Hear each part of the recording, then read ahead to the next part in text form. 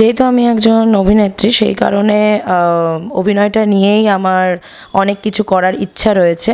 যেহেতু আমার একটি প্রোডাকশন হাউস আমি তৈরি করেছি যার নাম সিদ্ধিদাতি প্রোডাকশন। অলরেডি সেখান থেকে আমি অনেকগুলো শর্টস এবং শর্ট ফিল্ম আমার বেশ কিছুদিন আগে একটি শর্ট ফিল্ম রিলিজ করলো। 15th এপ্রিল আমার আরও একটি শর্ট ফিল্ম রিলিজ করছে এবং অলরেডি আমি একটি অনেকগুলো শর্টস আমি রেডি করেছি, এক এক করে আমি আমার ইউটিউব চ্যানেলে ছাড়ছি। সিদ্ধিদাতি প্রোডাকশনের আন্ডার থেকে আমি আরও অনেক বেটার গল্প আমি দিতে চাইছি দর্শকদের। তো হ্যাঁ, ভবিষ্যতে আরও অনেক বড় কিছু করার তো ইচ্ছা রয়েছে। আচ্ছা, এই যে অভিনয়ের বিষয়টা আপনি কেন বেছে নিলেন? না, অভিনয় আমার ছোটোবেলা থেকেই ভালো লাগে। আমার মনে আছে যে আমি যখন খুব ছোট ছিলাম তখন যখন বাংলা যে নিউজ চ্যানেল ছিল, বিশেষ করে ডিডি বাংলা, তখন তো সাদা কালো টিভি ছিল।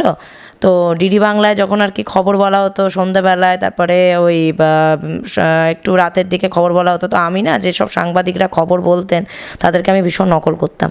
এবং তখন আমি একটা কথাই বলতাম যে যখন আমার বাবা লয়ার ছিলেন, আমার বাবা যখন চেম্বার থেকে ফিরতো খাওয়া দাওয়া করে, তারপরে আমি বলতাম যে আজকে কী সারাদিনে করলে, তো মা বলে এই পড়াশোনা করেছে এইটুকুন বলতে। তারপরে কী করেছে কী যে না এবার আজকে যেটা বলছি সেটা যে বাবার সামনে মায়ের সামনে বসতাম, আর তখন আমি নিউজ চ্যানেলের একজন রিপোর্টার হয়ে বেশ একেবারে বসতাম, একটা মায়ের একটা ওড়না টোড়না নিয়ে নিতাম গায়ে, একটা শাড়ির মতন করে পেঁচিয়ে, চুল তো ছোটো ছোটো ছিল তাই একটা গামছা আবার বেঁধে নিতাম খোপা করে। ও তখন বলতাম যে আজকের বিতেত খবর নমস্কার এই বলতাম, আবার এটাও বলতাম হাততালি দাও। হ্যাঁ, এখন একদমই তাই। তারপরে তো আয়নার সামনে দাঁড়িয়ে আমি বিভিন্ন আর কি এক একটা চরিত্র আর কি করার চেষ্টা করতাম। তখন তৃষ্ণা, কুয়াশা যখন এই সমস্ত সিরিয়াল হতো, ওইখানে ইন্দ্রাণী হালদারের কিছু ডায়লগ বলতাম। তারপরে আরও শ্রীলেখা মিত্র, এনারা যারা ছিলেন, জুন মালিয়া, তো এদের প্রত্যেকের কিছু ডায়লগ আর কি এরমভাবে আর কি বলার চেষ্টা করতাম। ওনারা যে চরিত্রে কাজ করেছেন বেশ একটু নিজের মতন করে বলতাম। তখন আমি হার্ডলি ক্লাস 2তে পড়ি। তো তখন কুয়াশা যখন, তারপরে তৃষ্ণা, এই সমস্ত ধারাবাহিক আমি দেখতাম। আমার ভীষণ ভালো লাগতো। আমার সেই সময় 3জনকে আমার বেশি ভালো লাগতো। সবথেকে ইন্দ্রাণী হালদার, শ্রীলেখা মিত্র আর জুন মালিয়া, এই 3জন যে সিরিয়ালে থাকবো ওই সিরিয়াল আমি দেখবই। এর মধ্যে আপনি আমাদের যে টালিগঞ্জ জগতে কোনো সিরিয়ালে করেছিলেন? হ্যাঁ, ওটা তারপরে বড় হলাম, তারপরে আমি আস্তে আস্তে দেখলাম যে হ্যাঁ, আমার এই প্রফেশনটার ওপরে আমার সবথেকে বেশি ভালোবাসা।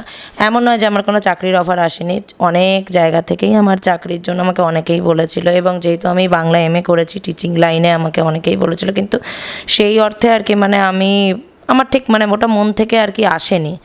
তো বাধ্য হয়ে আমি একটা থিয়েটার গ্রুপে জয়েন করেছিলাম। তারপরে আস্তে আস্তে আমি একটি কলকাতার একটি খুব বড় ইনস্টিটিউট থেকে আমি পাশ করি।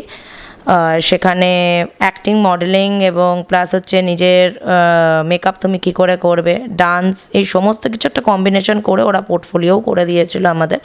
তারপরে শুরু হলো জার্নি, কারণ ওই জার্নিটা সম্পূর্ণ একার। এখানে আমার কোনো গডফাদার নেই। কেউ আমাকে বলেনি যে না তুমি অমুক জায়গায় আর কি তোমার নাম করে দেবো, একদম তুমি দেখবে কালকেই তুমি চান্স, একেবারে পুরো দারুণ একটা ক্যারেক্টারে তুমি চান্স পেয়ে যাবে। না, এটা আমার 17 সালের এন্ডের থেকে আমার মনে আছে আমি টালিগঞ্জের যত স্টুডিও আছে কোন লোকের কাছ থেকে ইনফরমেশান নিয়ে কোন স্টুডিওটা কোথায়, কোন জায়গায়, হ্যাঁ, ঘন্টার পর ঘন্টা প্রোগ্রামার, তাকে কি বলে, প্রোগ্রামার যে তাদেরকে বলে এটাও জানতাম না, কে প্রোগ্রামার, কি ইপি, সেটা কি ইপির ফুল ফর্ম কি, প্রোগ্রামার কেন, এই সমস্ত কিছু অনেক মানুষের সঙ্গে মিশে তারপরে জানতে পেরেছি। একই প্রোগ্রামারের কাছে আমি সপ্তাহে 3 দিন করে যেতাম, একই প্রোগ্রামারের কাছে।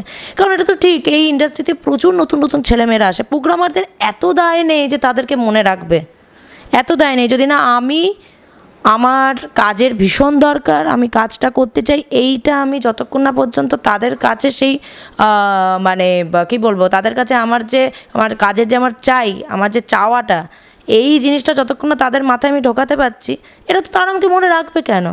এবং তাদের কন্ট্যাক্ট নম্বর নিয়ে তাদের সঙ্গে যোগাযোগ করা, তো তারপরে কাজ পাই। 18 সাল থেকে কাজ পাই, কালার্স বাংলায় কাজ পাই, তারপরে আস্তে আস্তে জি বাংলা, তারপরে স্টার জলসা, তারপরে লাস্ট আমি 2023-এ কাজ করেছিলাম সুন্দরী ধারাবাহিকে সান বাংলার, ওখানে দীপিকা চরিত্রে আমি কাজ করেছিলাম, একটি পাঞ্জাবি মেয়ের চরিত্রে আমি কাজ করেছিলাম। তো তারপরে আমার কাজ হয় বলতে গেলে একটা বড় পর্দায়, যেটা বড় পর্দায় তো সবাই কাজ করতে চায়, এটা জীবনের একটা স্বপ্ন। তো বড় পর্দায় আমাকে আসতে যিনি সাহায্য করেছেন, সেটি তার অবদান আমার জীবনে অনেক, তিনি হলেন দীপঙ্কর পাঁজা। ঝড় সিনেমার উনি এডি ছিলেন, অ্যান্থনি দা ডিরেক্টর ছিলেন, সৌরভ দা, বনি সেনগুপ্তকে প্রথমবার সামনাসামনি দেখা, তাদের অভিনয়ে খুবই ভালো লাগে এবং হ্যাঁ তাদের সাথে স্ক্রিন শেয়ার করতে পেরেছি। মোনা নামক ক্যারেক্টার ছিল, আমি খুব লাকি যে মানে এত সুন্দর একটা ক্যারেক্টার পেয়েছি এবং মানে সিনেমাটা শুরুর হার্ডলি 20 মিনিট পরের থেকেই মানে আমার ক্যারেক্টারের এন্ট্রি, একদম সিনেমা শেষ পর্যন্ত এই ক্যারেক্টারটাকে নিয়ে। মোনা এবং নাফিসা নামে দুটি ক্যারেক্টার ছিল যাদের গ্যাংরেপ হয় কলেজে এবং যাদেরকে পরবর্তী টাইমে আর কি মানে কলগার্ল হিসাবে কলেজের মানে কয়েকজন মাথা, এরা অ্যাকচুয়ালি তাদের পেছনে ছিল মেয়েদের ব্যবসা। তো এইটাই উদ্ধার করার জন্য, আমাদেরকে উদ্ধার করার জন্য বনিদা আসেন, বনি সেনগুপ্ত, মাইকেল নাম ওখানে ওনার। তো এইটা নিয়ে কাহিনীটা, এবং যারা দেখেছেন তাদের গল্পটা ভালোও লেগেছে, একটা নতুন কিছু গল্পটা করার চেষ্টা করেছে। হ্যাঁ, পরবর্তী টাইমে আরও বেশ কিছু নতুন প্রজেক্ট আসছে, কথাবার্তা চলছে, এখন দেখা যাক কতটা কী হয়। এই যে নাচের ব্যাপারটা, নাচটা শিখতে, নাচটা কীভাবে করে? আর নাচ নিয়ে কোনো আশা আছে ভবিষ্যতে? আমার বাবা খুব নাচটা ভালোবাসতেন। আমার বাবা 2001 সালে মারা যায়, তখন আমি ক্লাস 6-এর, তখন আমার অ্যানুয়ালি পরীক্ষা। বাবা মারা যায় সেই সময়। তো বাবার মানে ইচ্ছা ছিল যে আমার মেয়ে খুব মানে নাচের দিক থেকে আর কি মানে আমার মেয়ের ভীষণ একটা নাম ডাক হোক, এটা আমার বাবার একদম খুবই ইচ্ছা ছিল। তো সেই জন্য আমার বাবা একজন আমাদের পাড়ারই একটি মানে শিক্ষিকা, ওনাকে নাচের জন্য বলেন। তো উনি আমাকে নাচ শেখান। আমি 4 বছর ওনার কাছে কন্টিনিউ নাচ শিখেছি। তারপরে বাবা মারা যায়, আর্থিক দিক থেকে মা অতটা চালাতে পারে না, কিন্তু হ্যাঁ আমি গান শিখেছি। তারপরে গানটা আমি ক্লাস 12 অবধি শিখেছি, কিন্তু নাচটা যেহেতু আমাকে ছাড়িয়ে দিয়েছিল, চালাতে পারেনি বলে, নাচটা কিন্তু আমার ভেতরে ছিল। এবং যখন টিভিতে যখন বিভিন্ন হিন্দি গান হতো বা বাংলা গান হতো, আমি কিন্তু ওই টিভি চালিয়ে, তখন তো এত আর কি মানে এইসব মানে কি বলবো, ওই এখন যেমন ওই গানের সব বক্স এই সমস্ত কিছু তো না, এই ক্যাসেটে আর কি মানে চালিয়ে নাচ করতাম। আর যখন আর কি মানে ধুম মানে একটা চ্যানেল, হিন্দি অনেকগুলো চ্যানেল ছিল যেটা শুধুমাত্র নাচের মানে গান, হিন্দি গানগুলো সেখানে হতো, ব্যাস ওগুলো যখন হতো তখন আমি একদম বিন্দাস নাচ করতাম। আর নাচটা আমি আমার দিক থেকে কন্টিনিউ করে গেছি। তারপর তো যখন আমি ওই প্রতিষ্ঠানে গেলাম, ওখানে তো অলরেডি আমাদের অ্যাক্টিং, মডেলিংয়ের সঙ্গে ডান্সটা আর কি মানে ছিলই। তো আমার পক্ষে অনেক সুবিধা, আমি নাচটা ওখানে ফাটিয়ে নাচ করেছি, শিখেওছি। তারপরে রিসেন্ট আমার একটি সিনেমা এপ্রিল মাসে বেরোনোর কথা, যার নাম গোলাম, সেখানে আমি একটি আইটেম সং করেছি এবং ইচ্ছা আছে যে আইটেম সং আরও আর কি মানে করার। কারণ যারা আমাকে এই আইটেম সঙ্গে নিচ্ছেন তারা আমার নাচটা কিন্তু দেখেই নিচ্ছেন, তারা বুঝেছেন যে হ্যাঁ এই নাচটা সুন্দর করেও, তাই তারা সিলেক্ট করছেন। এই যে আপনার কি বংশগতভাবে বা আত্মীয় স্বজন কেউ কাজ করে? না। আচ্ছা, যদি কেউ কাজ না করে কীভাবে কাজ করে? যে মানুষের মুখে টালিগঞ্জ জগৎটা কাজ করতে গেলে অনেক কিছু করতে হয়, হয় টাকার জন্য কম্প্রোমাইজ করতে, এটাই সঠিক?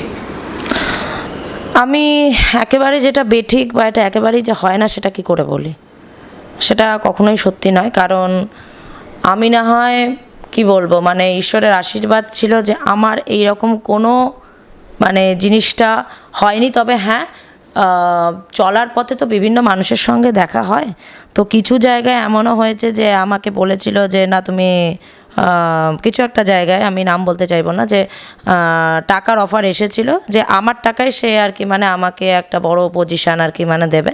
তো আমি সেই সবগুলোতে আমি রাজি হইনি। এবং হ্যাঁ, বেশ কিছু মেয়েরা ভুল পথে পা তো অবশ্যই দেয়, তাদেরকে প্রথমেই অফারটা দেওয়া হয় যে কম্প্রোমাইজ করো, তাহলে তুমি ভালো চরিত্র তুমি পাবে। এবং যেই সব মেয়েরা ভাবে যে কম্প্রোমাইজ করলেই মনে হয় আজকে আমি হিরোইন হয়ে যাবো, এটা একদম ভুল কথা, ডাহা মিথ্যে কথা, ডাহা ভুল কথা, এটা হয় না। তোমার মধ্যে ট্যালেন্ট যদি কেউ খুঁজে পায় তবেই তুমি কিন্তু কাস্টিং তুমি ভালো পাবে। তোমার মধ্যে যদি কোনো ট্যালেন্ট না থাকে তুমি কিন্তু ইন্ডাস্ট্রিতে ভালো চরিত্র তো পাবেই না, ইন্ডাস্ট্রিতে তুমি সুযোগই পাবে না। তবে হ্যাঁ, কম বয়সী মেয়েরা যারা আসছে বা তাদেরকে একটু সাবধানে সব দিক ভেবে আসা উচিত।